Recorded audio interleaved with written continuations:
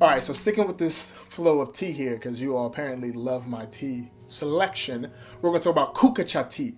Kukacha tea, which is also commonly known as Japanese twig tea, and how it's pretty freaking amazing. It's like one of my favorite teas, actually. Like, not one, it is my favorite tea, like ever. Okay, so one of the things about Japanese twig tea, right, is it actually comes from green tea and black tea. It's the exact same plant, but it's the twigs and the stems from those plants that's been aged about 3 years. So after 3 years, when the plant's done and can no longer produce any more greatness, you take the twigs. Now, the twigs, though, have the same amount of nutritional properties, vitamins, and all that stuff as the green tea and black tea, but it does not have any caffeine in it.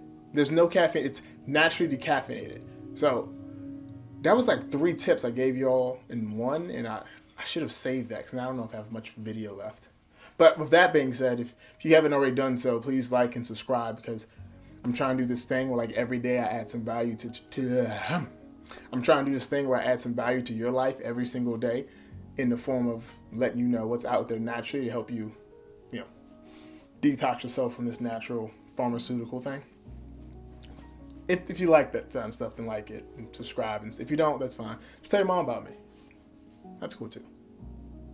So another thing about this tea is it's actually naturally alkaline, which means it fights the acid away. It's in your stomach, that it levels it out, because a lot of times we take in foods that are high in acid, which overproduces, like it messes up the natural acid in our bellies, because we have stomach acid, but then when you're taking in too much acid, it starts to throw everything off balance. So this naturally alkaline tea brings things back in harmony, so you have a nice, smooth digestion of fruits and vegetables. So it means you have a nice, beautiful stool.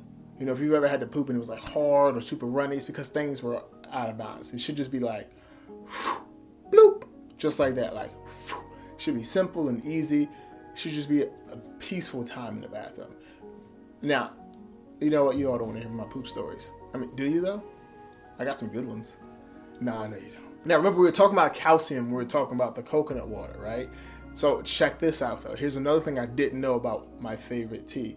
1 cup of Japanese twig tea has 13 times more calcium in it than milk, right? So that's another win for the vegans, that this tea right here has more calcium in it than milk. So that whole campaign of drink milk, or with the milk mustache, which was glue. That wasn't even a milk mustache, it was glue.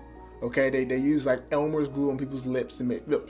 I don't like when companies lie to people. It gets on my last nerve. Like, don't lie to me. Tell me the truth. But I digress. This has more calcium than milk in it. 13 times more, actually. So if you are trying to, boost your calcium intake, drink some tea. Now, I will say this. Women lose more calcium in their bones than men do after the age of, I think it's like 25 or 30, one of those two. So, ladies and gentlemen, you need to start taking in some calcium now, because your body will start to, deteriorate that calcium that's in there. That's how you get the old brittle bones and stuff that are easy to break, because the calcium's starting to go away. Okay, that work for you? All right, it works for me. Thanks. Another thing is it actually fights off infections because of its, it's antimicrobial, antifungal properties. Just all the same stuff that's in green tea and black tea that we tell you is so good for you is in the twigs. Right, it's in the twigs. So actually, here's the story that I was told. And I don't know how factual it is, but what I was told by a Japanese lady when I was getting some of this tea is that this was like the slave tea, right? Well, okay, not slave tea, but it was the peasant tea. All right, so when the kings or emperors or whatever were having their tea, they got the good stuff. They got the leaves and they got the good stuff. But the peasants, they got the twigs. So, and this is what the peasants, ate. Or not ate, but this is what they drank, and the peasants did that. So I found it very interesting when she was telling me the story. Now, I don't know if it's a factual story or not. I haven't done too much research about that part. I just kind of remember her telling me. I don't know if she was trying to just like make a connection, because like, that's how black people were with like chitlins and hog maw and all that stuff. But anyway, it was an interesting story, and if it's a factual story, let me know. If it's not factual and she lied to me, let me know so I can make my way back to Chinatown and I can throw some hands with her. I saw her last week and she didn't recognize me, so I think I can hit her with that. Wow! Actually, no. She might Adrian Bronner me. Yeah, I don't want to be like Adrian Bronner. He got destroyed. But I can't beat him in a fight, so I don't want that beef, bro. Again, I don't want that beef. All right, so the last part of this I'm gonna tell you is that it's very good for your skin. Like if you take a bath in it or something. So I do offer, like I do sell, like it's a promo, guys. I do sell bath soaks that you can relax in when you take a nice herbal bath, and that bath soak actually has tea in it. Sometimes, depending on how I feel, I may do a limited edition one that has Japanese twig tea in it. But I do have other teas as well. So I have black tea, I have green tea, I have rhombus tea. I have a plethora of teas that I like to use when it comes to the products. But the main staple teas I use is like this mixture.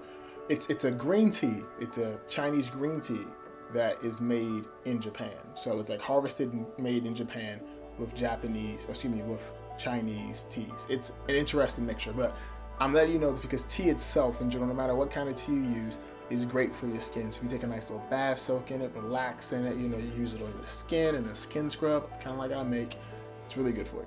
All right.